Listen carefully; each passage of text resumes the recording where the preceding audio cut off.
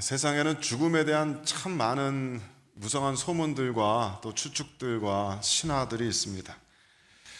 지난주에도 잠깐 말씀드렸습니다마는 불교에서는 사람이 죽으면은 49일 동안에 그 저승세계에서 염라대왕 앞에서 자신이 행했던 모든 삶의 그런 업보에 따라서 재판을 받는다고 합니다. 그 재판이 49일이 걸리고, 그래서 사람이 죽으면 49일째 되는 날 49제 제사를 드리면서 그 사람이 염라대왕 앞에서 더 이렇게 좋은 판결을 받아서 좋은 생명으로 환생할 수 있도록 복을 빌어주는 그런 일을 하죠. 그래서 우리 불교 문화권에 익숙한 우리나라 분들은 누가 돌아가시면 고인 앞에서 고인의 명복을 빕니다 라고 거기서 재판 잘 받아서 좋은 사람으로 환생할 수 있게 해주십시오 하는 그런 뜻에서 그런 기원을 하곤 합니다.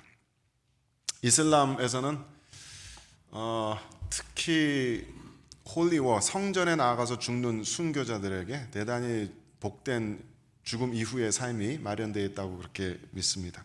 언젠가 한번 수요예배 때도 말씀드린 적이 있는데, 그 순교자들, 의인들을 위한 곳을 이분들은 파라다이스 낙원이라고 부르고요. 거기에는 72명의 처녀들이 이 순교자를 시중둔다고 합니다. 그 중에서 70명은 그 일을 위해서 따로 창조된 그런 피조물, 천사 같은 피조물이라고 하고, 나머지 2명은 이 순교자가 지상에서 자기가 마음에 드는 처녀 2사람을 픽할 수 있답니다. 그래서 그 낙원에서는 아주 좋은 양질의 술이 시냇물처럼 흐르고 있고, 과일들이 언제든지 먹을 수 있는 풍성한 과일들이 잔뜩 열려 있어서 그곳에서 순교한 의인들이 행복하게 살아가게 될 것이다. 여성분들은 굉장히 마음에 안 드실 만한 천국입니다. 요즘 같은 과학 시대에는 죽음이라는 것이 마치 컴퓨터 전원 끄는 것 같은 그런 완전한 소멸, 완전한 nothing, 무로 돌아가는 것처럼 생각하는 분들이 요즘 훨씬 많은 것 같아요. 아마도 뇌과학 같은 것들이 발달되면서 우리들의 생각이라는 것이, 감정, 의지라는 것이 이런 뇌파의 그 전자기적 작용이라는 것을 과학자들이 이야기하면서 더더욱 그런 식으로 죽음을 받아들이는 이들이 있는 것 같습니다. 그러니까 죽게 되는 그 순간 나의 모든 생각들이 사라지고 모든 의식들이 사라지고, 그러니까 나의 영혼 같은 것은 없이 우리는 완전한 무로 돌아간다. 이런 유물론적인 모든 것이 물질로만 이루어져 있다는 그런 생각에 많은 현대인들이 영향을 받고 있습니다. 이것 외에도 각 지역에 따라서, 문화권에 따라서 얼마나 많은 죽음에 대한 다양한 이야기들이, 추측들이, 공상과 신화들이 있는지 모르겠습니다. 물론 우리 크리스찬들이라고 해서 죽음에 대해서 다 알고 있는 것은 아닙니다. 우리 크리스찬들이 죽음에 대해서 다 알고 있다라고 말한다면 그것은 분명히 교만이거나 또 불경한 일이 되겠죠. 우리들 중에 누구도, 저 여러분들 중에 누구도 죽음을 경험해 본 사람은 없습니다. 죽음의 세계를 엿보기라도 한 사람도 없습니다. 게다가 우리가 진리의 기준으로 믿고 있는 이 성경 말씀 속에서는 죽음에 대해서, 죽음 이후의 상태에 대해서 그다지 많은 말들을 하고 있지 않습니다. 그것을 그렇게 중요하게 여기고 있지 않다라는 느낌까지 들 정도로 죽음 이후의 상태에서 많은 말들 하지 않습니다. 그렇기 때문에 우리 개혁교회 교리는 철저하게 성경을 바탕으로 되어 있기 때문에 죽음 이후의 상태에 대해서 그렇게 디테일하게 많은 것을 이야기할 수가 없습니다. 성경에서 이야기를 하지 않고 있기 때문에 당연한 것입니다. 그러니까 저같이 이렇게 앞에 나와서 죽음에 관하여 라는 타이틀을 걸고 설교를 한다는 것은 참 대단히 딱한 일이기도 하고, 그래야만 하는 제 자신이 설교 준비하면서 야, 내가 어쩌자고 이런 걸 설교를 하자고 했나 싶을 정도로 스스로 딱하기도 하고, 대단히 자칫하면 불경한 이야기가 되겠다, 그런 생각을 하게 됩니다. 그만큼 죽음이 우리들에게 여전히 신비이긴 하지만 최소한 우리 믿는 이들은 죽음을 타부시하지는 않습니다. 최소한 우리 믿는 이들은 죽음을 두려워하고 금기시하면서 그것을 입에 올리는 것을 꺼려하고 그 죽음의 공포에 사로잡혀서 살아가지는 않습니다. 그것은 우리 믿는 자들의 삶의 태도가 아닙니다. 왜냐하면 우리들은 이미 우리들의 주인 대신, 우리들의 머리 대신, 대표자 대신 주 예수 그리스도께서 죽음의 권세를 완전히 깨뜨리신 것을 믿기 때문입니다. 그래서 우리 모든 성도들에게 사망의 권세는 더 이상 효력을 미치지 못합니다. 그래서 우리가 죽음에 대해서 다 알지는 못하지만, 우리가 죽음에 대해서 모든 것을 다 알고 있다라고 말하기는 힘들겠지만, 그래서 여러 가지 다양한 의견들이 교회 내에서도 있을 수 있겠지만, 최소한 우리들이 함께 합의하는 죽음에 대한 몇 가지 사실들은 함께 이야기 나눌 수 있을 겁니다. 오늘은 우리들의 신앙의 표준 중에 하나라고 할 수 있는 웨스트민스터 신앙고백서 내용 따라가면서 우리가 죽음에 대해서 알고 있는 몇 가지를 같이 확인해보고 또 같이 이야기 나눠보도록 하겠습니다. 웨스트민스터 신앙고백서 32장은 타이틀이 이렇게 되어 있습니다. 사람의 죽은 후 상태와 죽은 자들의 부활에 관하여. 그리고 몇 가지 항목이 있는데, 첫 번째 항목 1항에는 죽은 후 상태에 대해서 이렇게 쓰고 있습니다. 인간의 육체는 사후에 흙으로 돌아가 썩게 되나 결코 죽거나 잠들지 않는 영혼은 불멸적인 본질을 가지고 있기 때문에 그것을 주신 하나님께로 즉시 돌아간다. 원문이 영어로 쓰여진 것이기 때문에 글씨가 좀 작아서 안 보이실 텐데 제가 영어로도 한번 읽어보겠습니다. The bodies of men after death return to dust and seek corruption. But their souls, which neither die nor sleep, having an immortal subsistence, immediately return to God who gave them. 사람이 죽으면은 우리들의 육신은 당연히 흙으로 돌아가서 흙과 똑같은 원소들로 해체되고 썩게 됩니다. 하지만 우리들의 영혼은 soul이라는 것은 immediately 하나님께로 돌아가게 됩니다. 숨이 넘어가서 임종침대에서 숨이 넘어가는 그 순간 immediately 우리들의 영혼은 하나님께로 돌아가게 된다. 말씀드린 것처럼 우리들의 모든 교리는 성경을 철저하게 근거하고 있습니다. 그래서 웨스트민스터 신앙고백서도 모든 문장마다 모든 명제마다 거기에 근거가 되는 성경 구절들을 밝히고 있습니다. 그래서 오늘 이 항목에도 굉장히 많은 성경 구절들이 각주로 달려 있는데 그 중에 하나가 오늘 읽은 본문입니다. 누가복음 23장 43절 다시 한번 읽어보겠습니다. 시작. 예수께서 이르시되 내가 진실로 내게 이르노니 오늘 내가 나와 함께 낙원에 있으리라 하시니라. 잘 아시는 것처럼 예수님께서 십자가에 달리실 때 양쪽에 죄인들이 함께 달렸습니다. 아마도 반란을 일으킨, 그래서 살인과 밀란을 일으킨 그런 사람들이라고 추측이 되는데, 이 사람들 중에 한 사람은 예수님을 비방합니다. 그리고 이렇게 비아냥됩니다. 당신이 그리스도라고 하지 않았냐? 그리스도면 당신 자신도 구원하고 우리도 좀 구원하지 그러냐? 그리고 비아냥됩니다.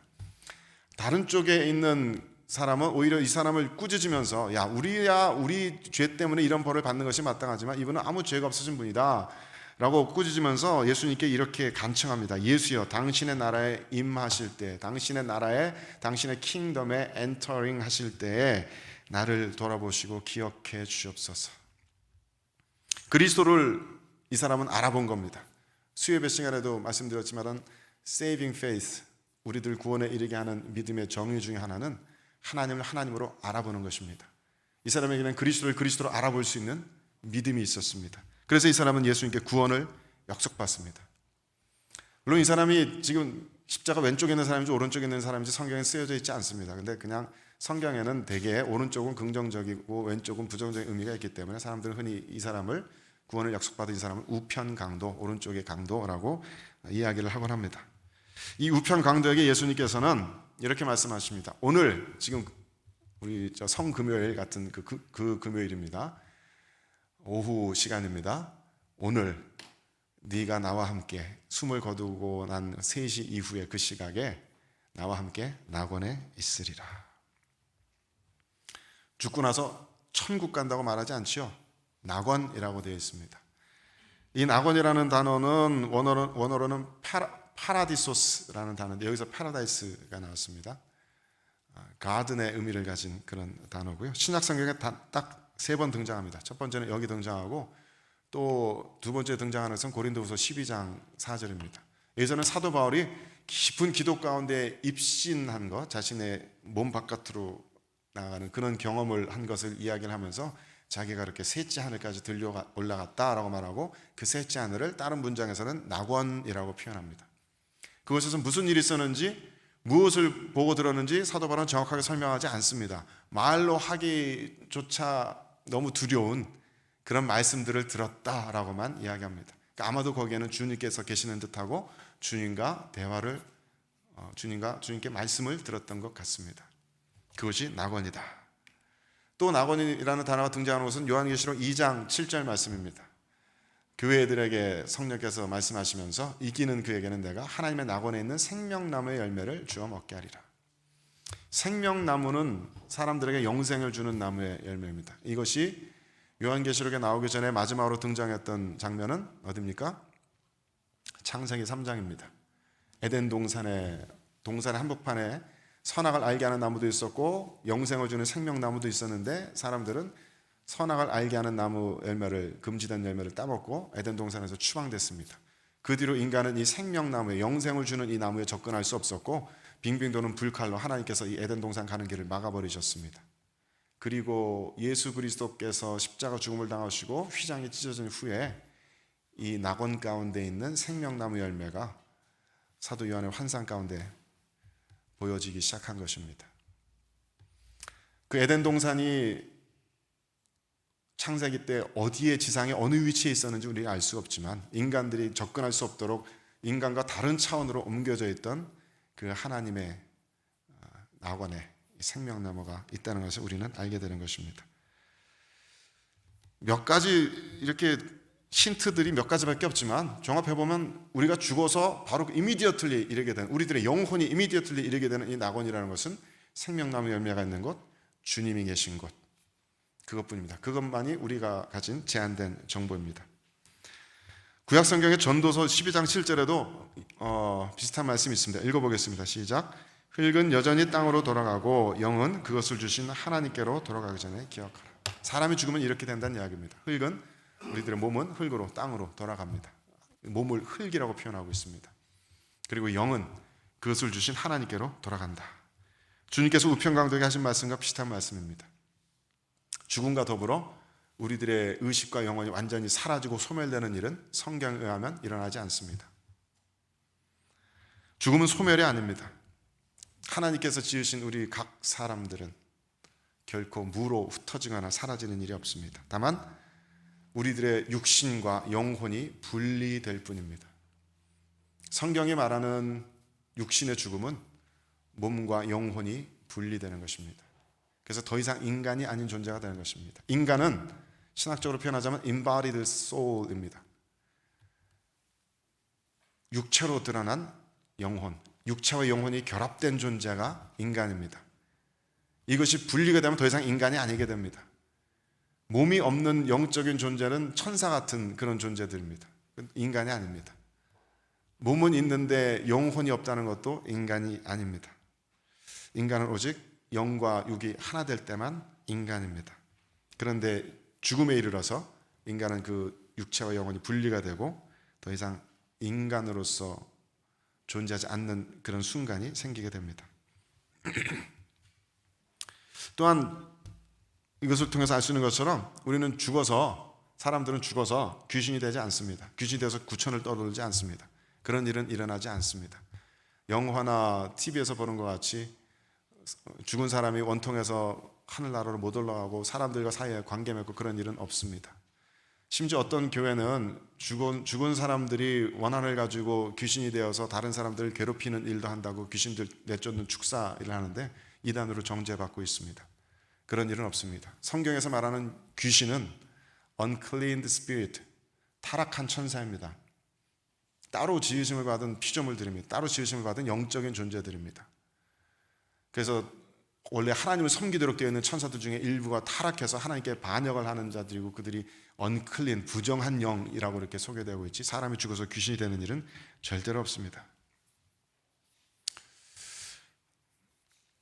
제가 좀 더 궁금한 것은 우리의 영이 육신과 분리되어서 낙원의 주님과 있을 때 그때 정말 우리들에게 의식이 있을까 하는 점입니다. 물론 웨스트민스터 신앙고백서를 비롯한 대부분의 개혁주의 학자들은 우리가 죽어서도 여전히 우리들의 의식이 작동한다는데 기울어지는 듯한 그런 의견을 많이 보여주는 것 같습니다. 아까 보여드린 웨스트민스터 신앙고백서 32장 1항은 그 문장이 이렇게 계속됩니다. 의인의 영혼은 죽는 순간에 즉시 거룩함으로 완전케 되어 지극히 높은 천국에 들어가 거기서 빛과 영광 가운데 하나님의 얼굴을 배우며 몸의 완전한 구속을 기다린다. 은혜의 영혼은 죽는 순간에 즉시 완전하게 된다. 모든 죄성을 벗어버리게 되고 드디어 예수 그리스도와 같은 완전한 성결한 그런 영혼으로 완성된다. 글로리피케이션. 그리고서 지극히 높은 천국에 들어가서 빛과 영광 가운데 하나님의 얼굴을 본다라고 되는데 저는 점점 여기에 대해 좀 반항하고 싶은 마음이 커요. 분명히 하나님께서는 영이신 분이신데, 영이신 존재신데, 물질적인 아무런 그런 한계를 가지고 계시지 않으신데, 물질로서 드러나실 수가 없는 분인데, 그 하나님의 얼굴을 뵌다는 것은 무슨 표현일까? 그게 정말 우리들의 시각적인 감각을 통해서 본다는 이야기일까? 아니면 그냥 하나님과 이렇게 마주한다는 이야기일까? 하나님과 더 그냥 마주하는 것을 이렇게 표현하고 있다라고 이해하는 것이 더 합리적이지 않을까? 저는 그렇게 요즘 궁금해하고 있습니다. 그리고 이 항목에 딸려있는 성경적인 그 근거로서 딸려있는 구절들을 보면은 왜 이런 구절에서 저렇게 하나님 얼굴을 본다라는 결론이 나왔는지 저는 잘 이해가 안 갑니다. 히브리서 12장 23절 말씀 보면은 의인들의 영이 하나님과 함께 하게 된다라고 쓰고 있고, 고린도후서 5장 8절 말씀에서는 우리가 죽은 후에 몸을 떠나서 주님과 함께 있게 된다라고 쓰고 있고, 빌립보서 1장 23절에서도 역시 그리스도와 세상을 떠나게 되면 그리스도와 함께 있게 된다라고 표현하고 있는데, 어디에도 주님을 볼 수 있는 감각이 살아있다라고는 이야기하지 않는 것 같아요. 아까 보여드린 12장 7절 말씀에서 영이 하나님께로 돌아간다고 했는데, 그 영은 우리가 생각하는 것처럼 인간에게서 몸만 딱 빠져있는 그런 모든 감각에 살아있는 그런 존재를 말하는 것이 아닙니다. 구약성경에서 말하는 영은 루아흐라고 있는데, 원어적인 사전의 원어의 의미는 바람입니다. 바람, 호흡이고 바람입니다. 하나님께서 흙으로 사람을 지으시고 그 코에 숨을 불어넣으셔서 생명이 되었다 할 때 그 숨, 그 바람입니다. 말하자면 이 호흡입니다. 호흡. 동양 종교에서도 이 호흡에 대해서 굉장히 집중하면서 명상하거든요. 호흡이 곧 살아있는 생명력입니다. 하나님께서 이 영을 거둬가셨다는 얘기는 이 호흡을 거둬가셨다는 얘기고, 사람에게서 이 호흡이 끊어지게 되면은 더 이상 인간으로서 기능하지 못하게 됩니다. 그래서 아마도 전도서 기자가 말하는 이것은 그 영이 하나님께 돌아갔다는 이것은 그냥 인간에게 호흡이 그쳤다라는 이 말과도 똑같은 말이 아닐까? 저는 그렇게 궁금해하고 있습니다. 어쨌든 이 단어는 마인드라는 건 상관이 없는 단어입니다. 생각과 감정과 의지와 이런 마인드라는 관계가 없는 단어입니다. 그러니까 이런 문장을 가지고 생각해 보면 우리가 죽었을 때 영만으로 하나님께 갔을 때 꼭 의식이 있다고 볼 수 있을까? 그건 좀 궁금합니다. 성경은 인간을 기능적으로 구분해서 이렇게 세 가지로 나누거든요. 물론 기능적으로입니다. 이거를 나눌 수는 없습니다. 이 나눠진 것을 우리 눈으로 볼 수는 없습니다. 영만 있는 존재, 혼만 있는 존재, 이런 존재는 없습니다. 근데 기능적으로 이렇게 영혼, 육으로 나누기도 하고, 어떤 구절에서는 영혼과 육으로 나누기도 합니다. 그 중에 육은 이런 피지컬한 물질적인 몸이고, 우리 물질 세계와 소통하는 역할을 합니다. 육이 없으면 물질 세계와 소통할 수가 없습니다. 혼은 지금 말씀드린 마인드, 생각, 감정, 의지, 이겁니다. 근데 이거는 동물들에게도 있는 거거든요. 동물들도 지성이 인간보다는 못하지만 생각할 수 있고 감정이 있고 의지가 있습니다. 그래서 이 혼은 오히려 육 쪽에 더 붙어 있는 것이 아닐까? 그게 요즘 뇌과학자들의 의견과 더 일치하는 것이 아닐까? 저는 개인적으로 그렇게 생각합니다. 영이 하는 일은 하나님과 교통하는 일인데, 시간을 초월한 어떤 것들을 생각할 수 있는 능력이고, 인간을 짐승들과 구별되는 인간으로 만드는 그 독특한 무엇인데, 이 영만으로 존재해 본 적이 우리는 없기 때문에 이 상태에서 우리가 무엇을 볼 수 있고 들을 수 있을까? 잘 모르겠습니다. 근데 어쨌든 웨스트민스터 신앙고백서나 다른 많은 종교개혁자들은 우리가 죽어서도 의식이 있다는데 한 표를 던지고 있고, 저한테 물어보면 저는 그 반대쪽에 한 표를 던지고 싶습니다. 그래서 죽음은 그냥 완전한 휴식이어도 좋지 않을까? 존재로부터의 완전한 휴식. Rest in peace. 때로는 존재한다는 것이 좀 무거울 때도 있잖아요. 잠깐 쉴 수도 있잖아요. 그래서 죽음을 그냥 죽음으로써 받아들이는 것도 괜찮지 않을까? 근데 그렇게 된다면은 우리는 죽음과 동시에 부활로 눈뜨게 되는 겁니다. 그 사이엔 시간이 흘러가지 않을 테니까.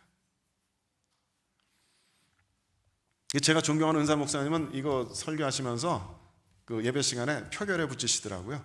자, 의식이 있다고 생각하는 사람 손 드세요. 막 드시고, 없다고 생각하는 사람 드세요. 의식은 있지만 잠든 것처럼 작동하지 않을 것 생각하는 사람 손 들어보세요. I don't care 손 들어보세요. 드시더라고요. 오히려 그게 조금 더 정직한 태도가 아닐까? 저희가 교리를 신봉하는 단체는 아니잖아요. 웨스트민스터를 신봉하는 단체는 아니에요. 이게 우리들의 가이드라인이지 이것이 절대적인 진리다라고 우리는 얘기하는 거 아닙니다. 우리들의 가이드라인이지. 우리들에게 중요한 것은 성경 말씀입니다. 성경 말씀을 계속해서 연구하고 들여다보고 때로는 다른 인문과학, 다른 자연과학의 도움도 받아가면서 성경을 보다 더 폭넓게 깊이 있게 이해할 수 있을 거라고 생각해요. 그래서 죽은 이후에 의식이 있을 것인가, 지금 돌아가신 우리들의 아버지, 어머님이 어떤 상태로 계실 것인가,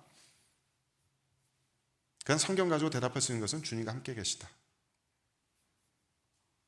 그 정도로 우리는 대답하는 것이 정직할 것 같습니다. 그리고 그 상태가 어떤 상태인지 모르지만 아주 평안한 상태일 것이다. 악인의 죽음에 대해서도 웨스트민스터 신앙고백서는 이야기하고 있습니다. 악인의 영혼들은 지옥에 던져져서 거기서 고통들과 전적인 어두움 속에 머물며 큰 날의 심판 때까지 보존되어 있다. 몸들과 분리된 영혼들을 위해서 이 두 장소의 성경은 다른 아무것도 인정하지 않는다. 악인들의 영혼은 지옥에 던져진다고 했는데 이 지옥이 의미하는 바가 그 영원한 형벌의 심판의 장소로서의 지옥과는 좀 다른 것 같습니다. 이것은 유대인들의 그런 사고방식을 이어받아서 게헨나라고 하는 죽은 자들이 이르는 그냥 도덕적인 가치가 부여되지 않은 그냥 죽음 그 자체라고 이해하는 것이 옳을 것 같아요. 그게 성경적인 게헨나라는 죽음의 단어의 의미입니다. 그렇다면 이 악인들의 영혼은 그 죽음 속에, 죽음이라는 고통 속에 계속 갇혀 있다는 이야기가 됩니다. 이해가 가시나요? 출산의 경험을 할 때 산모들이 굉장히 큰 고통을 겪는다잖아요.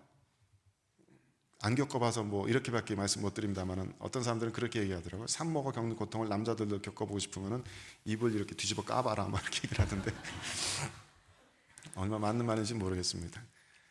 그런데 그 출산의 과정을 겪는 태아는 산모가 겪는 고통의 30배의 고통을 겪는데요. 그러니까 아기들이 처음 나올 때는 막 두개골이 막 이그러지는 모습으로 나오잖아요. 그가 얼마나 고통스러운 과정을 겪었을지 이해가 되는 장면이죠. 출산이라는 과정은 그토록 고통스러운 과정입니다. 그러니 죽음이라는 과정도 분명히 고통스러운 과정이겠죠. 하지만 그 죽음이라는 과정을 그냥 관문으로서 통과하는 것이 아니라 그 죽음의 고통 속에 계속 머무르게 된다면 그건 굉장히 끔찍한 고통이 될 겁니다. 악인들의 영혼은 바로 그 죽음의 고통 속에, 전적인 어두움 속에, 하나님으로부터 아무런 선한 것이 공급되지 않는 그 상태 속에 계속 머무르면서 심판의 때까지 기다리게 된다. 심판의 날에 부활을 기다리게 된다라고 이야기합니다. 그리고 물론 말씀드린 것처럼 이 웨스트민스터 신앙고백서의 모든 개혁교회의 모든 교리들은 캐톨릭에 저항해서 나온 것이기 때문에 캐톨릭에서 가르친 연옥에 반대하기 위해서 이런 구절을 마지막에도 집어넣습니다. 이 두 장소, 낙원과 지옥 외에 성경은 다른 아무것도 인정하지 않고 있다. 연옥에서 심판을 기다리면서 후손들의 기도와 선행에 따라서 그 마일리지가 쌓여서 연옥에서 천국으로 올라간다든지 이런 일은 없다. 세컨드 찬스 없다. 우리들이 유일하게 회개할 수 있는 순간은 숨이 붙어 있는 순간이다. 숨이 붙어 있는 그 직전까지만 우리는 회개할 수 있지 그 다음부터는 회개의 기회가 우리들에겐 없습니다.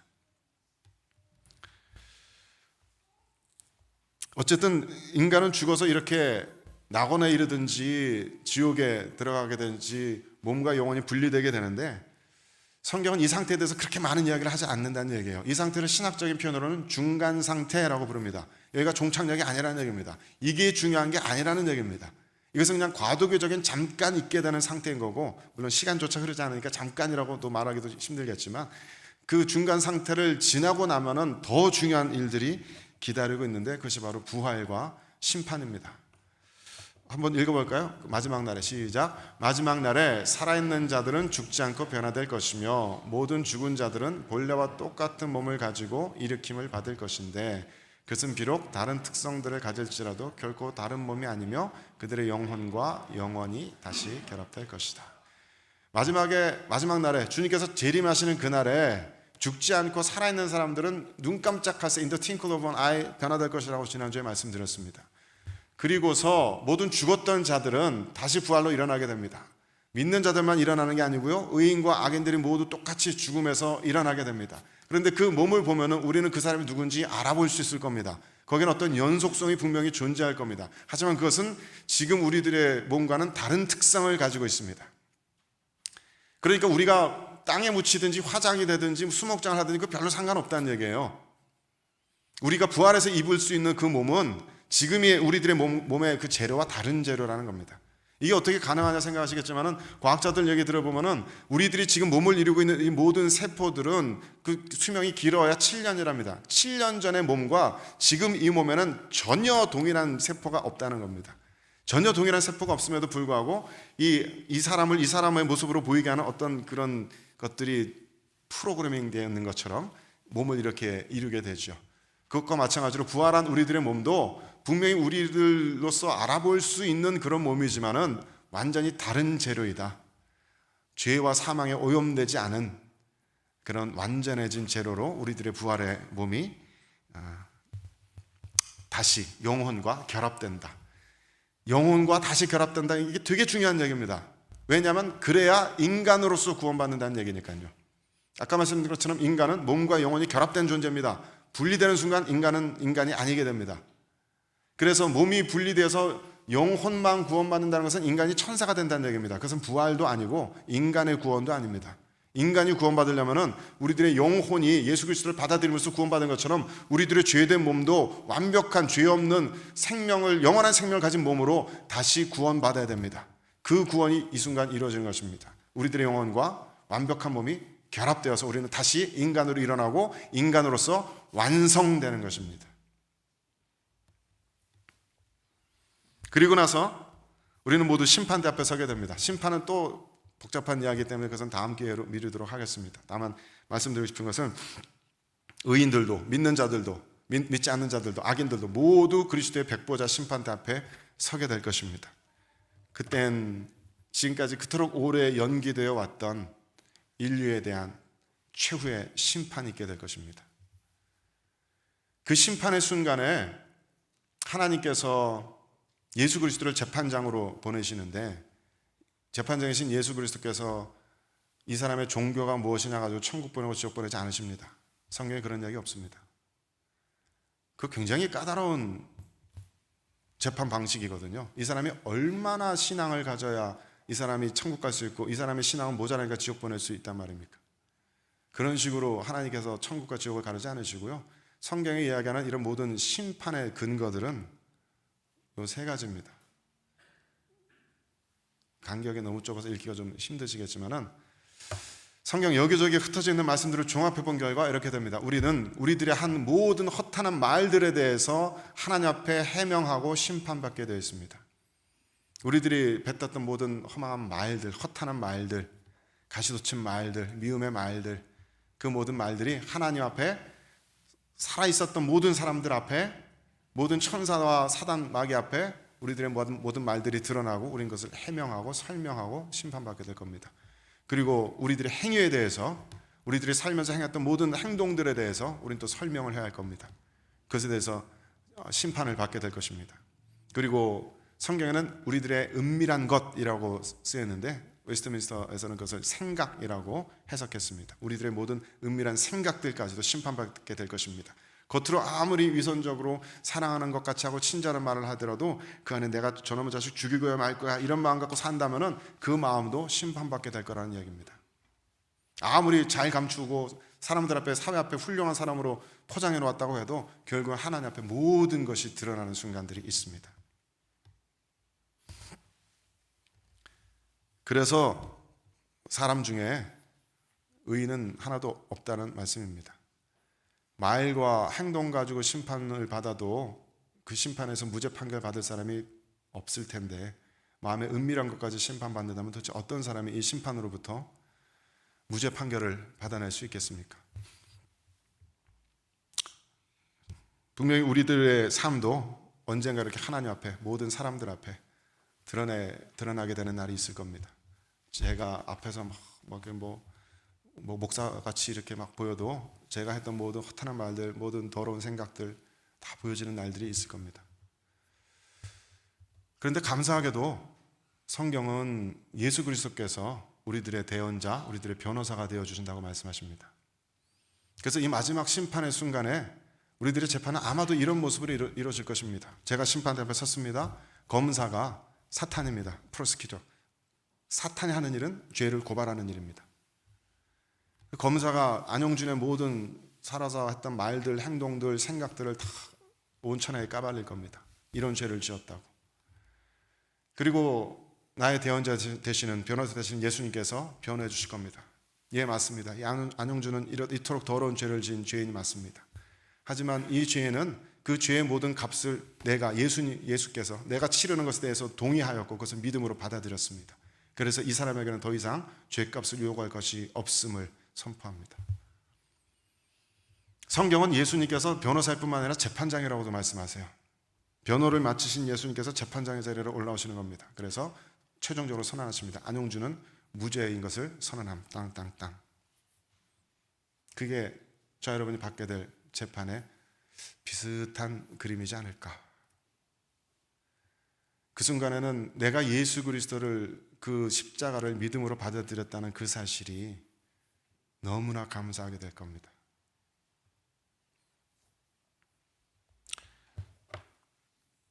지난 1월 달에 수련회 갔다 왔던 청년들은 이 얘기들 다 기억하시죠?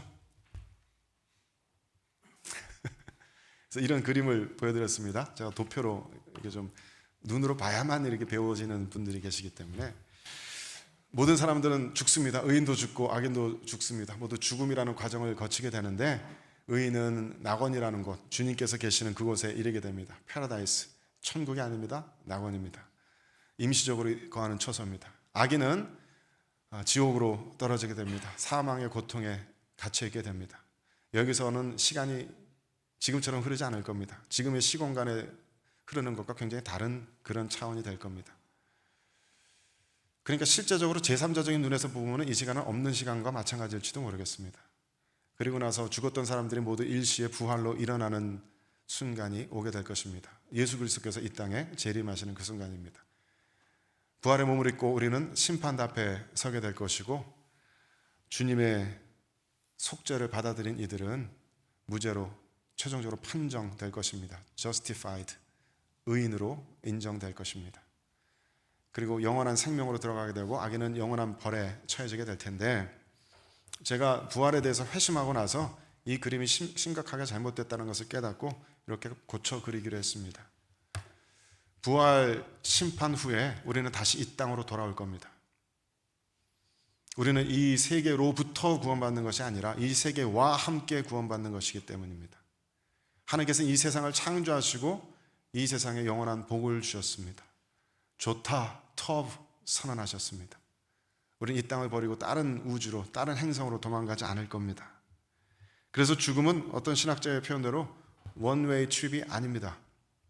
라운드 트립입니다. 우린 돌아올 겁니다. 우리는 인간에서 천사 같은 영적인 존재로 탈바꿈되는 것이 아니고 인간으로 완성될 겁니다. 우리들이 썩어질 몸이 썩지 않은 몸으로 덧입고서 이 몸마저도 구원받을 것입니다. 더 이상 병도 없고 아픈 것도 없고 피곤한 것도 없고 피부에 주름지는 거 걱정하는 일도 없고 우리들 몸에서 죄된 욕구가 솟아나는 일도 없을 겁니다. 그곳에서는 모든 사람들이 서로를 지극히 사랑하는 그런 완전히 순결한 영혼과 충만한 영혼과 또 그것이 가능한 몸을 가지게 될 겁니다. 그 시대에 더 이상 가족은 우리가 생각하고 있는 그 가족의 의미가 아닐 것입니다. 내 남편, 내 아내는 더 이상 내 남편, 내 아내가 아닐 겁니다. 내 아들, 딸들이 더 이상 내 아들, 딸로 부를 수 없을 겁니다. 그들은 그렇기에는 너무나 영광스러운 존재로 변화되어 있을 겁니다. 그야말로 신의 아들, 신의 딸 같은 모습으로 변화되어 있을 겁니다. 그곳에서는 결혼도 시집 장가가지도 않는다고 했으니까 지금 우리가 생각하는 그런 가정의 관계가 아니라 온 인류가 한 가족으로 폭발적으로 확대되어 있을 겁니다. 내가 내 아들, 딸들 사랑하듯이 다른 사람들을 사랑하고 있을 겁니다. 우리 안에 하나님과 같은 충만한 사랑이 가득했을 겁니다.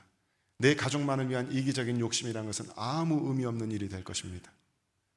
완전한 화평 속에서, 완전한 사랑 속에서 우리는 온 세상이 창조주 피조물이 사랑으로 하나 되는 놀라운 삶을 살게 될 겁니다. 그런 생각하고 아내를 바라보면 참 귀해요. 얼마 안 남았구나. 같이 살 날이, 내 아내로서 위안받고 내 아내로서 사랑해줄 날이 얼마 안 남았구나. 내 아들, 딸들이 귀합니다. 내 것이라고 생각하고 살았는데 생각해보니 하나님의 자녀들이었습니다. 하나님의 영광스러운 아들, 딸의 모습을 바라보면서 다른 모든 성인들, 성도 바라보는 것처럼 기뻐하고 사모하는 마음이 들 겁니다. 결코 내 것이라고 말할 수 있는 용기가 차마 나지 않을 겁니다. 하나님께서 지금 이 땅에서 맺어주신 그 관계들이 얼마나 독특하고 슬프도록 아름답고 짧은 것인지 모르겠습니다.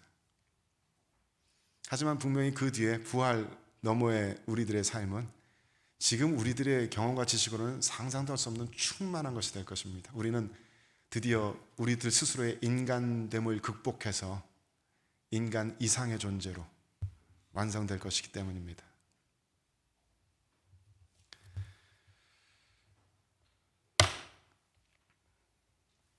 이런 소망이 우리들에게 분명하게 있다면 죽음은 더 이상 우리들에게 두려운 타부가 될 수가 없습니다. 죽음은 우리들의 삶 너머에 있는 어둠과 공포가 아닙니다. 죽음은 우리들의 삶의 일부입니다. 우리들 존재의 일부입니다. 우리는 죽음을 죽음으로 끌어안을 수 있습니다. 우리는 누구나 그 죽음이라는 과정을 한 번은 겪어야 합니다. 저 여러분은 출산이라는 어려운 과정도 겪지 않았습니까? 산모의 고통에 30배가 되는 고통들을 우리 모두 겪으면서 태아 때보다도 더 온전한 생명을 지금 살고 있습니다. 그리고 죽음이라는 그 과정을 겪으면서 우리는 지금보다도 훨씬 더 높은 차원의 충만한 생명을 누리게 될 줄로 믿습니다. 믿습니다.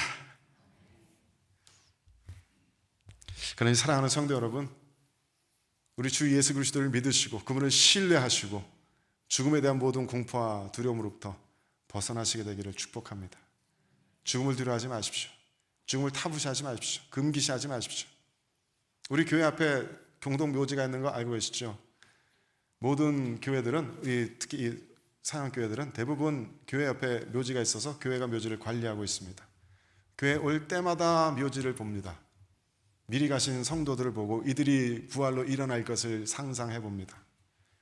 지혜자의 마음은 늘 장례식에 있다고 하는 것처럼 하나님께 예배드리러 오는 예배자들은 늘 죽음과 그 너머의 세상을, 죽음 이후의 삶, 그 이후의 삶에 대해서 궁금해하고 소망을 품고 하나님께로 나옵니다. 그리고 우리들의 시선이 그 죽음 이후의 삶, 즉 그 부활의 세상에 대해서 우리들의 시선이 고정되어 있는 한 우리들의 오늘 하루의 의미는 완전히 달라질 것입니다. 우리들의 오늘 하루의 의미는 그래서 죽음을 향해서 나아가는 썩어질 그런 하루하루 시간들이 아닙니다. 죽기 전에 어떻게든지 우리가 더 가져야 하고 더 남겨야 하고 내 가족들에게만 더 물려줘야 되고 그런 것은 우리 크리스찬들에게 의미가 없습니다. 온 세상 인류는 그 주 예수 그리스도 안에서 마침내 한 가족이 될 것이고 우리는 완전히 모든 것을 서로 사랑하며 모든 것을 서로 함께 공유하게 될 것입니다. 우리들에겐 부족할 것이 없습니다. 살아있는 동안에 아웅다웅할 필요가 없습니다.